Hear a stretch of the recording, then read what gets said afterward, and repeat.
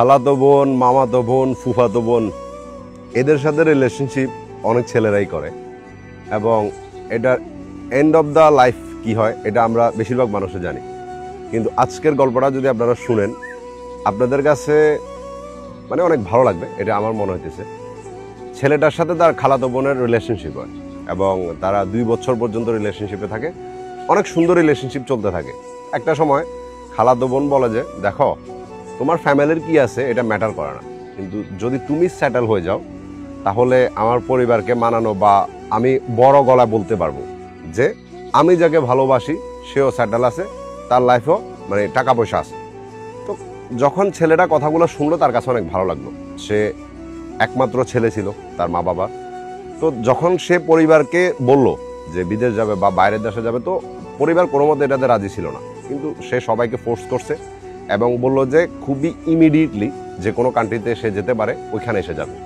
এবং ওই টাইমে দুবাইতে দেখা গেছে ট্যুরিস্টের বিষয় অনেক ইজিলি হয়ে যেত।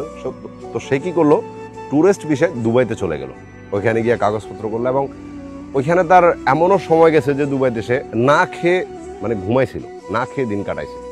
এমন খারাপ পরিস্থিতিতেও কিন্তু মেয়েটা তার হাত ছাড়া নেই, তার সাথে ছিল, তাকে প্রচুর পরিমাণ সাপোর্ট করতো। আর এই জিনিসটা ছেলেটা বলতো যে মানে দেখা গেছে আমার যখন আমি বিদেশ আসছি আমার একটা বন্ধু বলেন, আমার আত্মীয় স্বজন বলেন, কেউ কখনো একটা SMS করে আমার খবর পর্যন্ত নেয়, কিন্তু ওই মেয়েটা সর্বক্ষণ আমার সাথে ছিল। দেন মোটামুটি আমার চাকরি বাকরি হলো, আমি অনেক ভালো মতোই আছি, সেটেলও হইলাম। এর মধ্যে একদিন হঠাৎ করে আমার ফোন দিয়ে বলতেছে যে তুমি দেশে কবে আসবে। তো আমি বললাম যে দেশে তো আসতে সময় লাগবে, আমি মাত্র আসছি, কয়েকটা বছর তো সময় লাগবে। এটা শোনার পরে মেয়েটা আর কিছু বলে নাই। পরের দিন শোনা যাচ্ছে যে মেয়েটার নাকি এঙ্গেজমেন্ট। এটা শোনার পরে ছেলেটার মানে পায়ের নিচে জমিন সরে গেছে, সে কি করবে বুঝতে পারতেছিল না। তো সে তার ফ্যামিলিকে বিষয়টা জানালো, যেহেতু তার ফ্যামিলি আগে থেকেই বিষয়টা জানতো, মেয়ের ফ্যামিলি বলেন ছেলের ফ্যামিলি বলেন সবাই এটা জানতো। তো ছেলের ফ্যামিলি বিষয়টা জানার পরে মেয়ের পরিবারের কাছে গেছে সম্পূর্ণ বিষয়টা জানানোর জন্য। কিন্তু মানে দেখা গেছে ছেলের মা কিন্তু মেয়ের মায়ের থেকে বড়, দুজন কিন্তু বোন। কিন্তু বড় বোন হয়ে ছোট বোনের কাছে মিনতি করার পরও ছোট বোন উল্টো বলতেছে যে যদি তোমার ছেলে কোনো সমস্যা করে আমি থানা পর্যন্ত যাব। মানে উল্টা ইনসাল্ট করা, অপমানি করা, অনেক কিছু করছে। কিন্তু তারপরে ছেলের পরিবার ট্রাই করছিল কিন্তু হয় না। এরপরে মেয়েটার সাথে সে কোনো রকম কন্ট্যাক্ট বা যোগাযোগ করতে পারতেছিল না, অনেক চেষ্টা করতেছিল। একদিন তার একটা বন্ধুর মাধ্যমে মেয়েটার সাথে কথা বলে, বন্ধুর ফোন দিয়া। তখন মেয়েটা বলতেছে যে আমার এখন আর কিছু করার নেই, যা হবার সেটা হয়ে গেছে এবং আমাকে সুখে থাকতে দাও, আর যেটা হয়েছে এটা তুমিও মেনে নাও। এটা শোনার পরে মানে ছেলেটা কি বলবে তার শব্দ হারাই ফেলছে। মেয়েটা ফোনটা রেখে দিল। কিন্তু পরে ছেলেটা তার কাজিনদের মাধ্যমে জানতে পারলো যে মেয়েটাকে যে ছেলেটা এঙ্গেজমেন্ট করতে আসছে সে একটা আইফোন গিফট করছে এঙ্গেজমেন্টের দিন। আর ওইটা দেখে মেয়েটার রূপ চেঞ্জ হয়ে গেছে এবং সে সবার সামনে এটা বলতেছে যে ওই ছেলেটার সাথে তার কখনো সম্পর্ক ছিলই না, ওই ছেলেটাকে সে কখনো ভালোবাসেই নাই।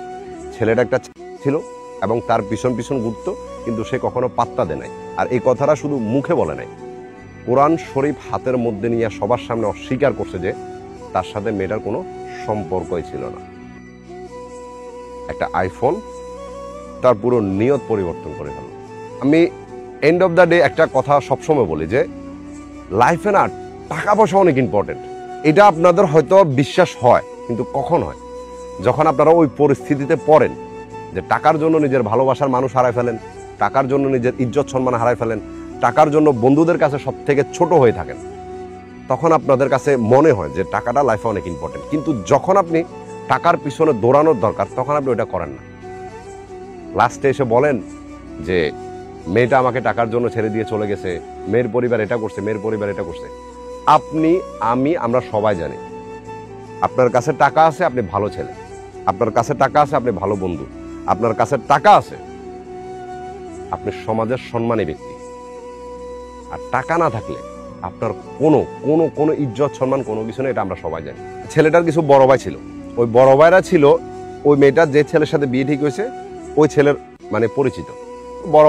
বড় ভাইরা ছেলেটার কথাবার্তা শুনে ওই ছেলেটার সাথে কথা বলছে, কিন্তু কোনো কিছু হয় না, কারণ মেয়েটা অস্বীকার করতেছে। দেন ছেলেটাও ওই ছেলের সাথে কথা বলছে, তারপরও কোনো লাভ নেই, কারণ মেয়েটা অস্বীকার করতেছে। দেখেন, আপনি যদি যুদ্ধের ময়দানে গিয়া যার জন্য যুদ্ধ করতেছেন সেই আপনার বিরুদ্ধে চলে যায়, ওই যুদ্ধটা করার কোনো মানে হয় না। আপনাকে একটা জিনিস মাথার মধ্যে রাখতে হবে যে আমি লড়তেছি কার জন্য। যদি আমি যার জন্য লড়তেছি সেই আমার সাথে না থাকে তো ওই লড়ার কোনো ভ্যালু নেই। বাট ছেলেটা তারপরে লাস্টে একটা কথা বললো যে ও আমার সবচেয়ে খারাপ টাইমে আমার সাথে ছিল, যার জন্য ওর প্রতি আমার সম্মান রেসপেক্ট দুটোই আছে। আর যখন আমার কাছে সব কিছু হয়েছে, আমি সেটেল, আলহামদুলিল্লাহ ভালো টাকা পয়সা ইনকাম করতেছি, তখন ও আমার ছেড়ে দিয়ে চলে গেছে। এটা একটা আফসোস আমার জন্য থেকে যাবে। ও যেখানে আছে, যার সাথে আছে, ভালো থাকুক, কিন্তু আমার সাথে বেইমানি করছে। আল্লাহর পবিত্র কোরআন শরীফ ছুঁয়ে পর্যন্ত মিথ্যা কেমনে বলছে। তো এই মিথ্যার সাজাটাও সে একদিন পেয়ে যাবে। কারণ কর্মফল বলতে দুনিয়াতে একটা জিনিস আছে, একটা কথা সর্বদা সবসময় সর্বজ্ঞমনে রাখবা, আমাদের জন্য আল্লাহ পাক যেটা করে সেটা ভালোর জন্য করে। আল্লাহর ঘরে দেরি হয় কিন্তু অন্ধকার নাই। ধৈর্য রাখো, আল্লাহর উপর বিশ্বাস রাখো, যেটা তুমি ডিজার্ভ করো সেটাই পাবে, শুধু একটু সময় লাগবে। ভালো থাকবা, আমি তোমার জন্য দোয়া করি। আর এই কষ্টটা ইনশাল্লাহ একদিন কেটে উঠবা। আর ওই দিন যেটা পাও নাই সেটার জন্য আল্লাহর কাছে আলহামদুলিল্লাহ বলবা। তো আজকের গল্পের ছেলেটার নাম হলো রাফি এবং তার গার্লফ্রেন্ডের নাম বা তার ভালোবাসার নাম ছিল নাইমা। আপনারা সবাই রাফির জন্য দোয়া করবেন। ভালো থাকবেন।